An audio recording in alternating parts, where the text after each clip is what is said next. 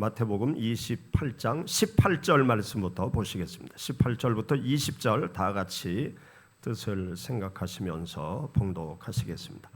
예수께서 나와 말씀하여 이르시되 하늘과 땅의 모든 권세를 내게 주셨으니 그러므로 너희는 가서 모든 민족을 제자로 삼아 아버지와 아들과 성령의 이름으로 침례를 베풀고 내가 너희에게 분부한 모든 것을 가르쳐 지키게 하라. 볼지어다 내가 세상 끝날까지 너희와 항상 함께 있으리라 하시니라. 아멘. 우리 성가대가 날로 더 우렁차고 감동적인 성가대로 발전해 가고 있습니다.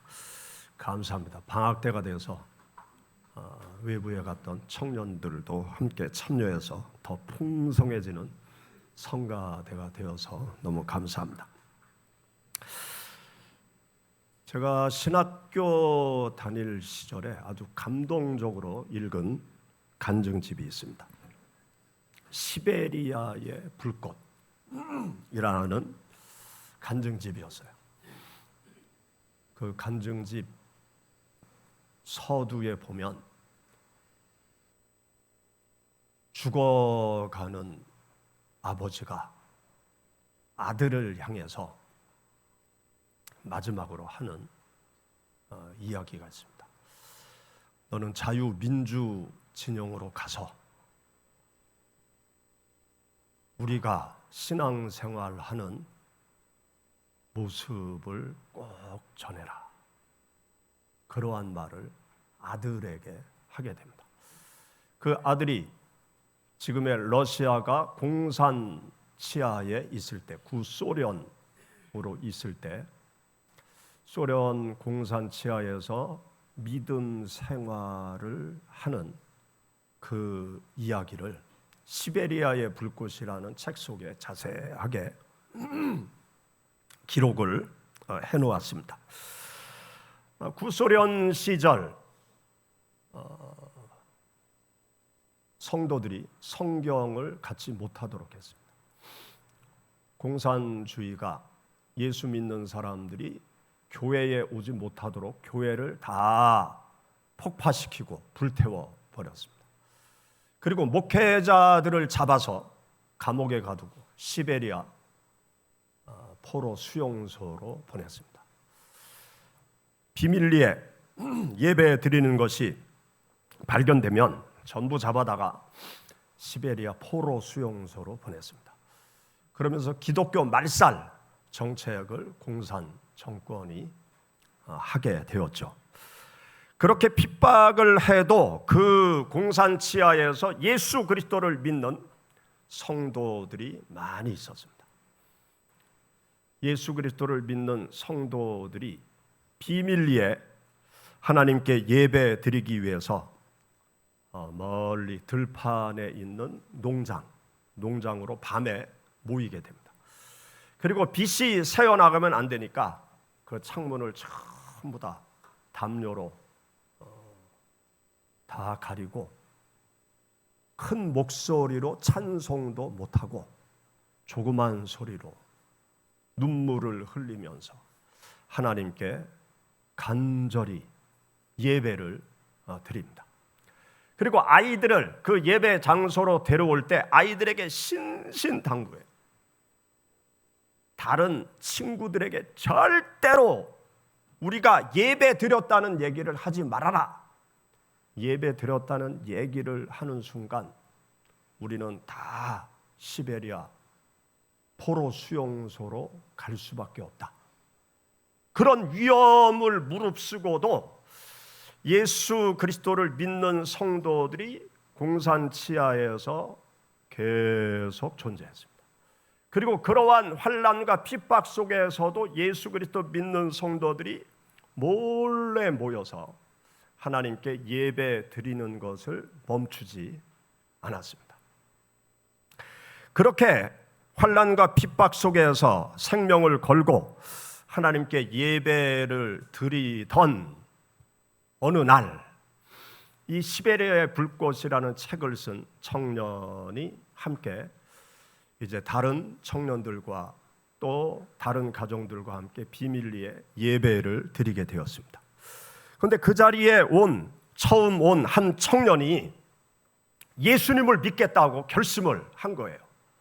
여러 가지 위험이 있는데도 나는 예수님을 믿겠다.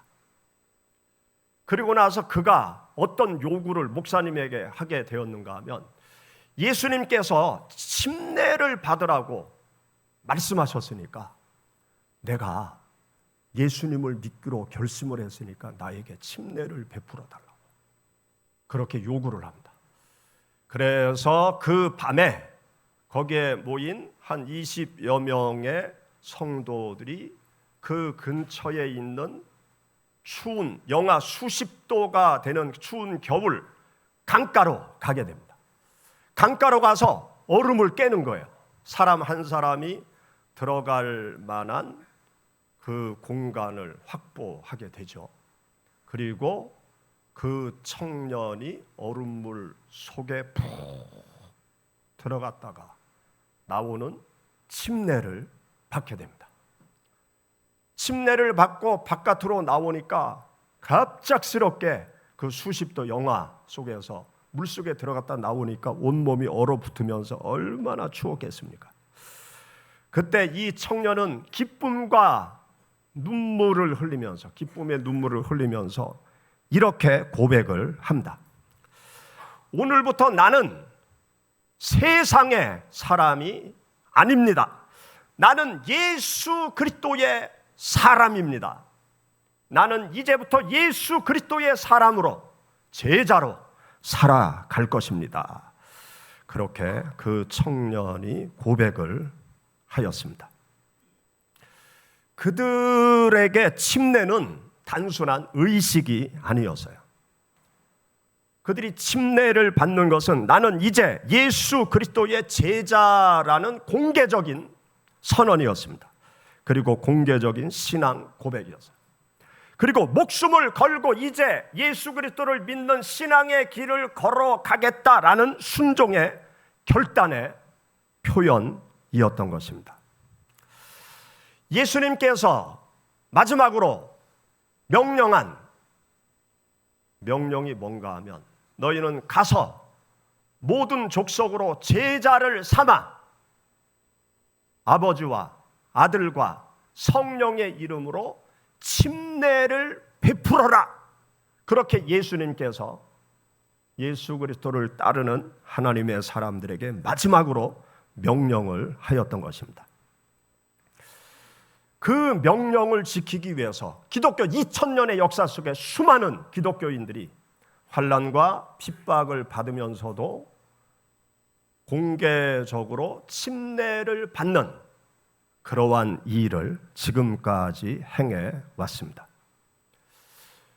그들의 희생과 그들의 진리를 사수하는 믿음이 오늘 우리 모두에게 자유롭게 예수 그리스도를 믿는 신앙의 장을 열어주었습니다. 오늘 우리는 자유롭게 침례를 받을 수 있는 그러한 환경 속에 놓여져 있습니다.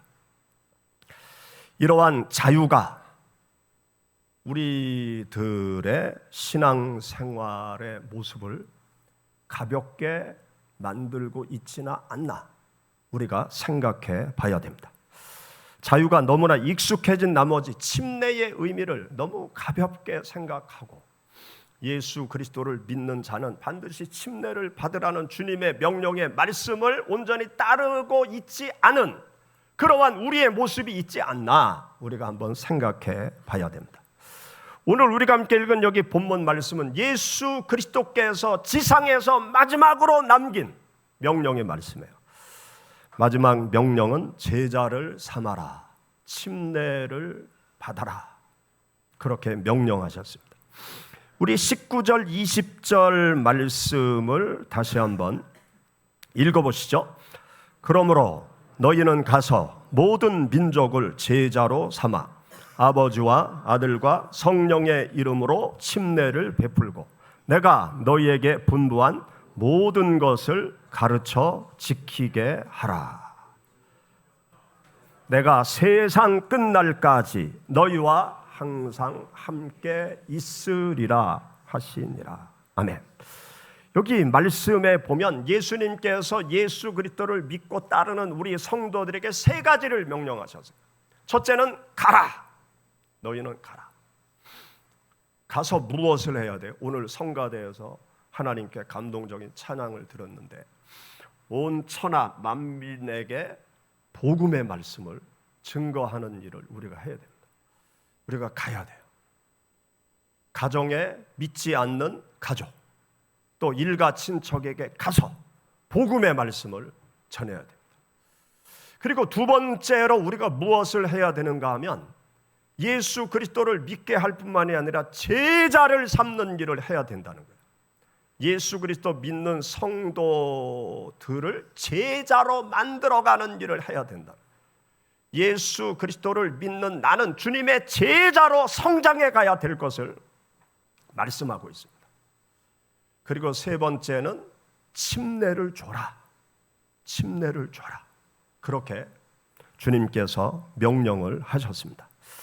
침례라는 것은 선택사항이 아니에요. 침례, 우리 침례교회는 침례라고 읽고 침례를 주죠. 그리고 타 교단은 세례, 세례라고 이 말씀을 읽습니다. 그런데 성경 원어는 밥티조라는 헬라어인데 정확한 번역은 침례예요. 침례.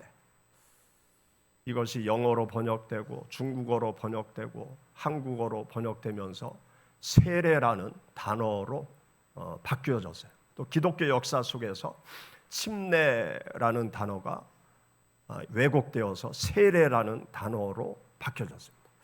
그래서 세례, 저도 장로교회에서 신앙생활을 시작했는데 장로교회에서 세례를 베풀 때 뭐라고 그 앞에 붙는가 하면 약식 세례.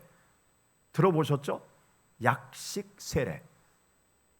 들어보셨습니까? 예, 약식 세례라고 그래요. 그러면 정식 세례가 있다는 거죠. 정식 세례는 침례예요. 그게 정식으로 세례 받는 것은 침례입니다. 성경에 밥티조라는 단어, 이건 침례라고 번역하는 것이 정확합니다. 이 침례라는 것이 중요한 이유가 있는데요. 예수 그리스도를 믿는 성도들이 반드시 침례를 받아야 될 그 이유가 있습니다. 첫 번째 중요한 이유는 무엇인가 하면 예수님께서 명령하신 거예요. 예수 그리스도를 믿는 사람들은 다 침례를 받아라. 누구의 명령이라고요? 저의 명령? 누구의 명령? 예수님의 명령. 우리가 누구의 명령을 따라서 신앙생활을 합니까? 예수님의 명령, 하나님의 명령, 하나님의 명령을 따라서 우리가 신앙생활을 하는 거예요. 그래서 2000년 기독교 역사 속에서 예수 그리스도를 믿는 성도들은 침례를 다 받았어요. 이것이 기독교 역사 속에서 진리가 왜곡되어진 때도 있었어요. 침례를 받아야 구원받는다. 그렇게 이 침례가 왜곡된 때가 있었어요. 그래서 세례라는 단어가 생겨난 거예요.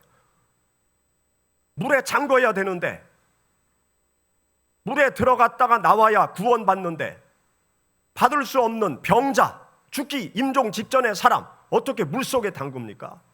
그러니까 약식으로 침례를 주자. 그래서 물을 뿌리기 시작한 거예요. 그래서 세례라는 단어가 생겨난 거예요. 그는 침례라는 명령이 변질되어서 변질된 그 행위를 하려고 하다 보니까 약식 침례, 세례라는 그러한 의식이 생겨났어요. 그런데 주님의 진리의 명령의 말씀을 그대로 2000년 동안 변치 않고 지켜오는 기독교 안에 종파가 있습니다. 그 종파가 정교회, 그리스 정교회, 아르메니안 정교회, 러시아 정교회, 여기는 2000년 동안 한 번도 바뀌지 않았어요. 침례를 계속 받아왔어요. 지금 정교회를 국교로 삼은 나라가 어딘가 하면 그리스라는 나라입니다.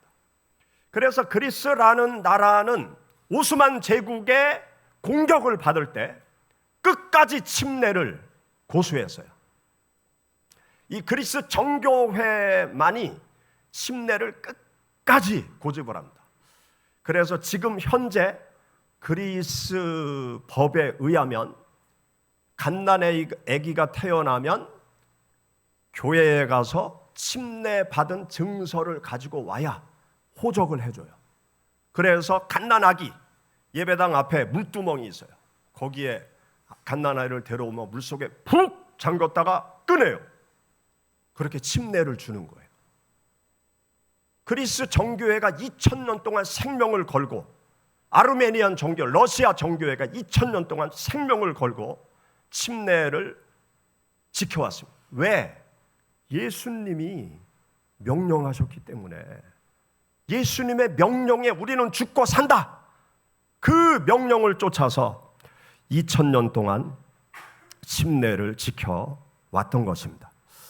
우리가 믿는 예수님께서 공생애의 삶을 시작하실 때 제일 먼저 행하신 일이 무엇인가 하면 침례를 받았어요.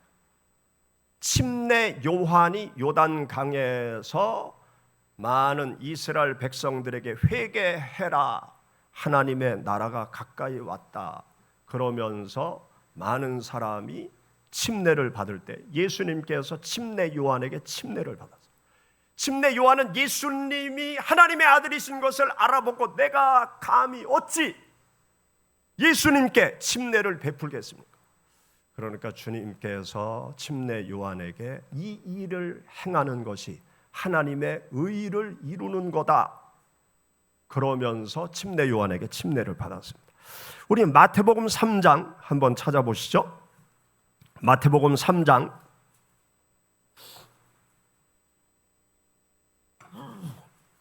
13절 말씀부터 17절. 이때 예수께서 갈릴리로부터 요단강에 이르러 요한에게 침례를 받으려 하시니 요한이 말려 이르되 내가 당신에게서 침례를 받아야 할 터인데 당신이 내게로 오시나이까? 예수께서 대답하여 이르시되 이제 허락하라. 우리가 이와 같이 하여 모든 의를 이루는 것이 합당하니라 하시니 이에 요한이 허락하는지라. 예수께서 침례를 받으시고 곧 물에서 올라오실새 하늘이 열리고 하나님의 성령이 비둘기같이 내려 자기 위에 임하심을 보시더니 하늘로부터 소리가 있어 말씀하시되 이는 내 사랑하는 아들이요 내 기뻐하는 자라 하시니라. 아멘. 예수님은 흐르는 요단강에 전신을 푹 물에 잠그는 침례를 받으셨습니다. 초기 기독교인들도 예수 그리스도의 본을 따라서 예수 그리스도의 명령을 따라서 온 몸을 물에 잠그는 침례를 다 받았습니다. 성지순례를 가서 보면 초기 기독교 예배당의 형태가 복원되어져 있어요. 그 투르키예의 여러 지역에 가면 초기 기독교의 예배당 흔적이 복원되어져 있는데 그 예배당 중앙에 가면 침례탕이 있습니다. 초기 기독교는 다 예배당 안에 침례탕이 있었어요. 십자가 모양의 구덩이를 예배당 안에 파놨습니다. 그리고 그 구덩이 아래로 내려가는 계단을 만들어 놨어요. 예수 그리스도를 믿기로 결심한 사람들은 바로 예배 시간에 교회 안에서 침례를 받았던 거예요.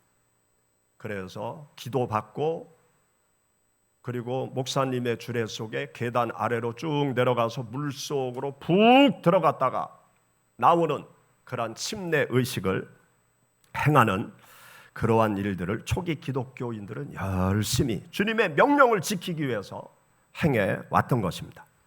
성경 말씀을 보면은요, 사도행전의 초기 기독교 초창기 때에 그 여러 가지 신앙생활의 활동이 사도행전 말씀에 기록되어 있잖아요. 그 말씀을 읽어보면 예수 그리스도를 믿기로 결심하면 바로 침례를 전부 받았어요. 사도행전 2장 41절 말씀에 보면 베드로가 설교해서 하루에 3,000명의 사람들이 예수님을 믿습니다. 그 3,000명의 사람이 다 침례를 받아요. 사도행전 2장 41절 말씀에 보면 그 말을 받은 사람들은 침례를 받음에 이날에 신도의 수가 3,000이나 더하더라. 예수 그리스도를 믿고 나서 바로 주님의 명령을 따라서 침례를 베풀었던 거죠. 또 사도행전 8장 12절부터 13절 말씀에 보면 예루살렘에 핍박이 일어나서 사마리아 지역으로 성도들이 도망가서 거기서 예수 믿는 사람들이 생겨나요. 그러니까 바로 그곳에서도 침례를 행하게 되었습니다. 사도행전 8장 12절 13절 빌립이 하나님 나라와 민 예수 그리스도의 이름에 관하여 전도함을 그들이 믿고 남녀가 다 침례를 받으니, 예수 그리스도 믿는 성도들은 다 침례를 받았습니다. 또 사도행전 8장 36절부터 39절 말씀에 보면 에티오피아 나라의 재무부 장관이 예루살렘 성전에 예배를 드리러 옵니다. 그리고 고국으로 돌아가는 중에 이사야 성경 말씀을 읽는데 그 말씀의 뜻을 모르는 거예요. 그때 성령께서 빌립 집사님을 이끌어서 그 고국으로 돌아가는 행렬 근처로 가게 됩니다. 그리고 그 에티오피아 재무부 장관에게 이사야 성경 말씀을 해석하면서 예수 그리스도의 복음의 말씀을 전해요. 그리고 그가 예수 그리스도를 영접하게 되죠. 그리고 그 자리에서 바로 침례 의식을 행하게 됩니다. 사도행전 8장 36절 38절에 보면 길 가다가 물 있는 곳에 이르러 그 내시가 말하되 보라 물이 있으니 내가 침례를 받음에 무슨 꺼리낌이 있느냐. 이에 명하여 수레를 멈추고 빌립과 내시가 둘 다 물에 내려가 빌립이 침례를 베풀었다. 그렇게 기록해 놓고 있습니다. 그리고 우리가 잘 알고 있는 바울 사도, 그가 사울이라는 이름을 가지고 다메섹에 가서 예수 믿는 사람들을 잡아다가 감옥에 가두려고 가는 중에 부활하신 예수님을 만나죠. 그리고 눈이 멀게 돼요.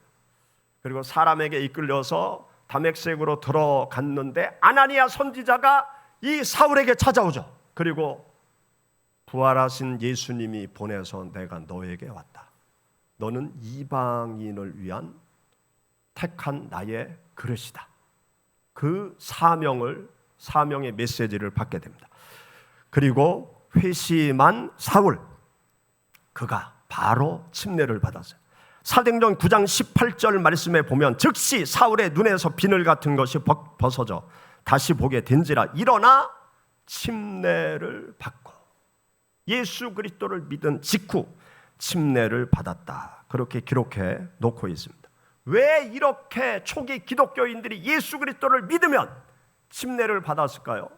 예수님의 명령이기 때문에, 예수님께서 행하라고 명령하셨기 때문에 주님께서 받으신 침례, 물속으로 푹 들어갔다가 나오는 침례를 초기 기독교인들은 100% 순종을 하였던 것입니다.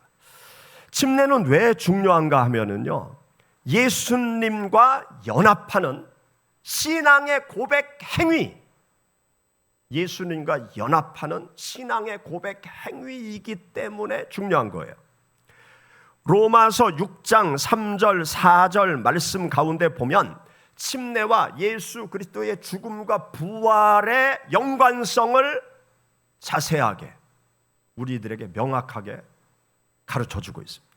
여러분 로마서 6장 한번 찾아보시죠. 로마서 6장 3절 4절 말씀.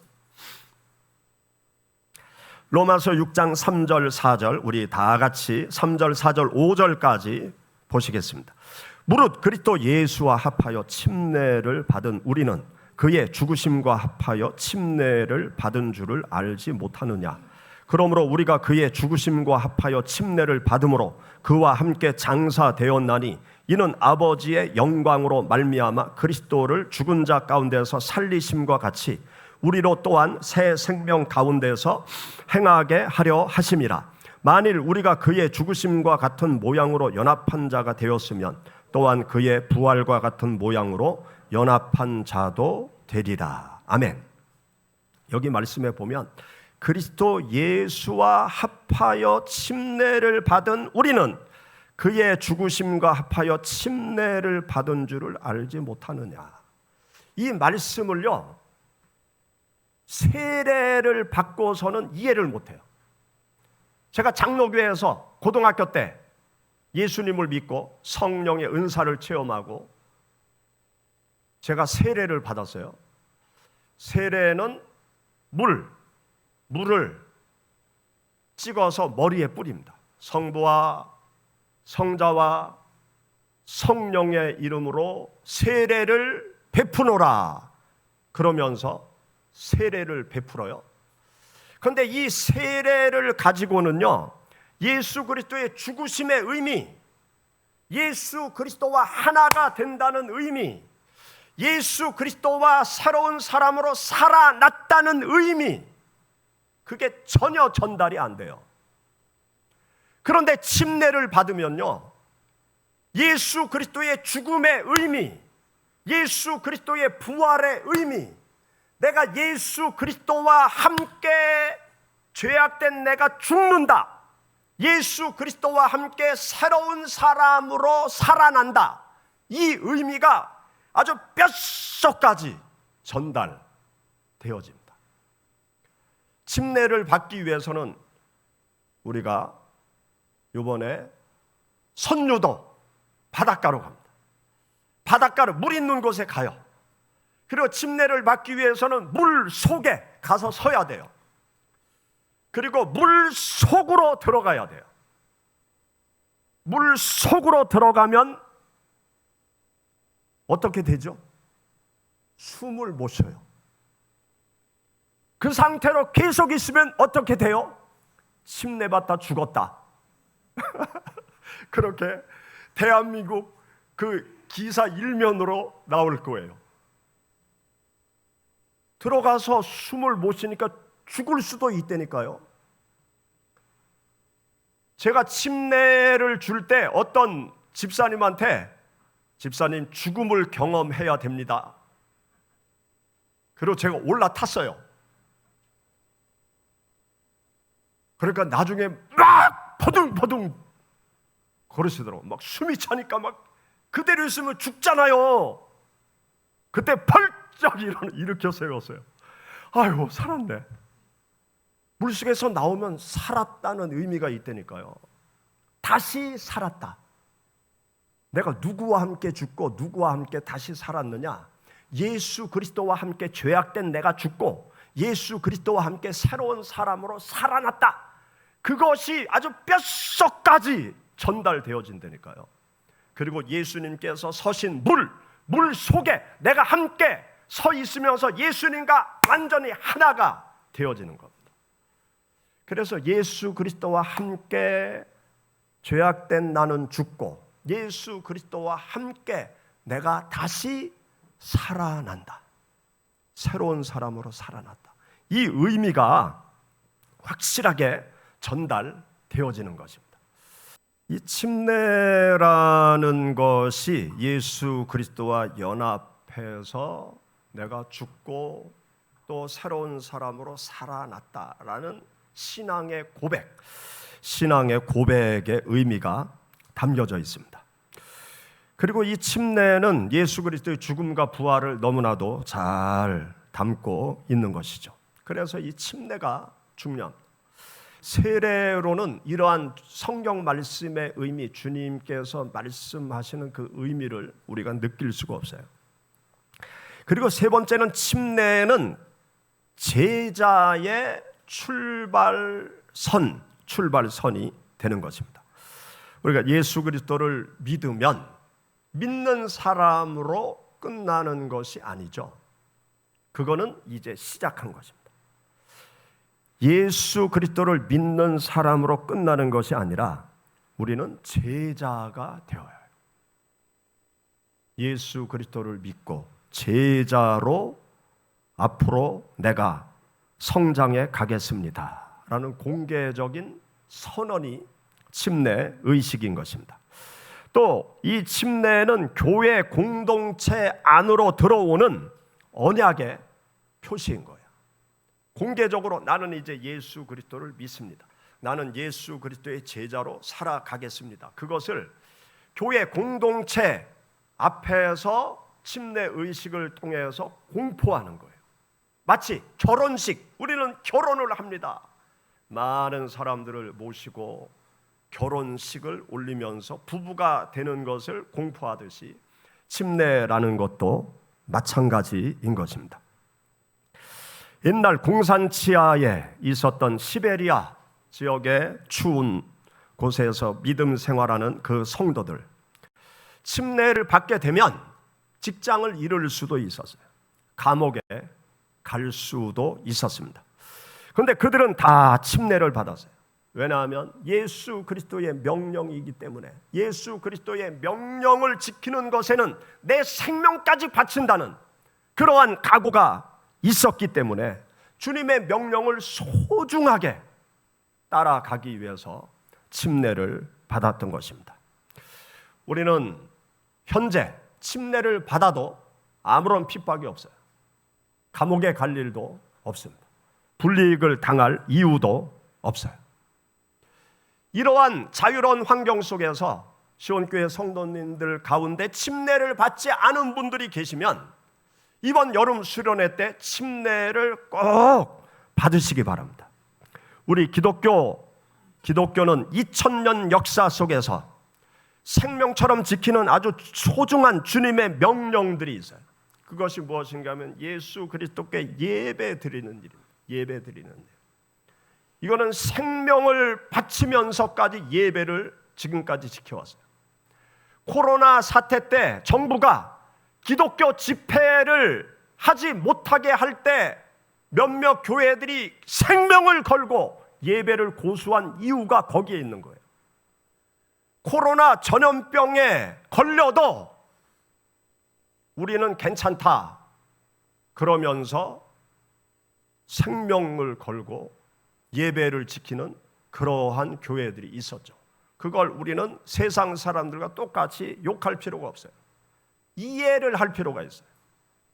우리는 그렇게 하지 않았지만 이유가 있었던 거예요. 이유가 2000년 역사 속에서 환난과 핍박 속에서도 비밀리에 예수 그리스도 믿는 성도들이 함께 모여서 예배 드리는 일을 열심히 해왔기 때문에 예배가 얼마나 소중한가를 알기 때문에 이 예배를 우리 기독교인들은 2000년 역사 속에서 계속 생명처럼 고수하고 있는 것입니다.